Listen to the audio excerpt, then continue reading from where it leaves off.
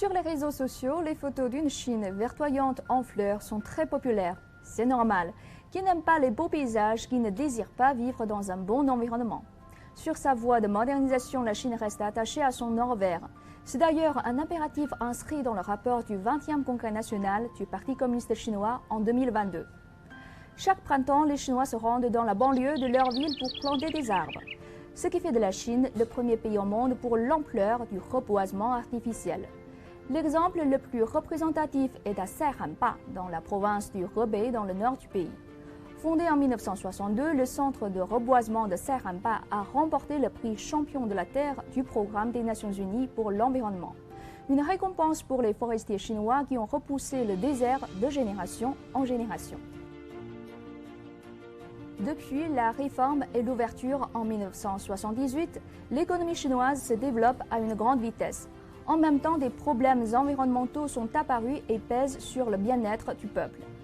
Lors du 18e Congrès national du PCC en 2012, l'édification de la civilisation écologique a été incorporée dans le plan global en 5 axes pour la construction du socialisme à la chinoise, alors que les 4 autres axes sont l'édification économique, politique, culturelle et sociale.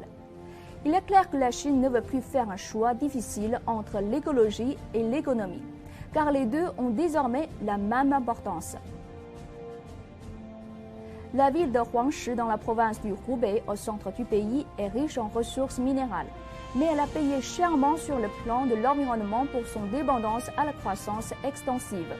Depuis 2014, avec une détermination hors pair, Huangshi a accompli un énorme travail dans l'aménagement de l'environnement et la montée en gamme des industries. Ces efforts lui ont valu le titre de ville forestière nationale en 2018, au grand bonheur de ses habitants. 现在的黄石走到哪里全是白云、楼山，山是楼的，所以是青的。过去全看不到，雾沉沉的。水变清了，气味没有了。早晨起来把窗户一打开，空气好新鲜，这就是我的一个感受。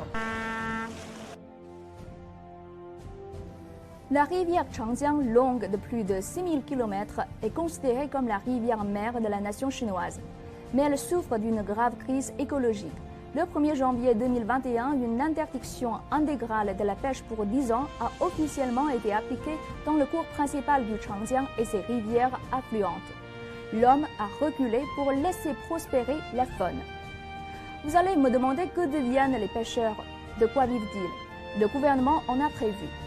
Un mois après l'interdiction de la pêche, 25 milliards de yuan, soit 3,3 milliards d'euros, ont été débloqués pour compenser et subventionner les pêcheurs.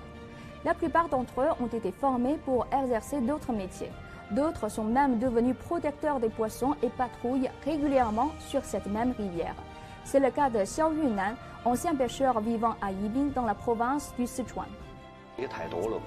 也该我们付出来保护它了。作为一名长江活鱼人，我们的职责就是把长江守护好，要让长江的鱼儿越来越多。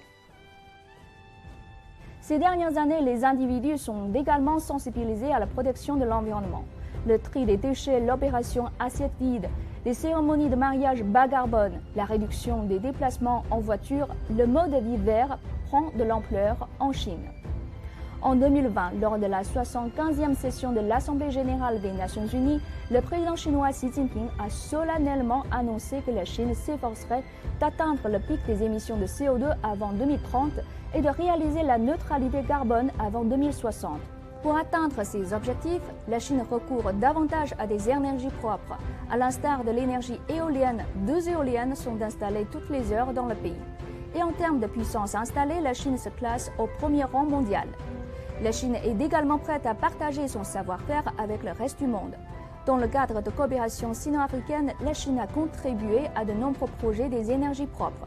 C'est le cas du barrage hydroélectrique de Zenguru au Nigeria, du parc éolien d'Adama en Éthiopie et de la centrale solaire de Garissa au Kenya.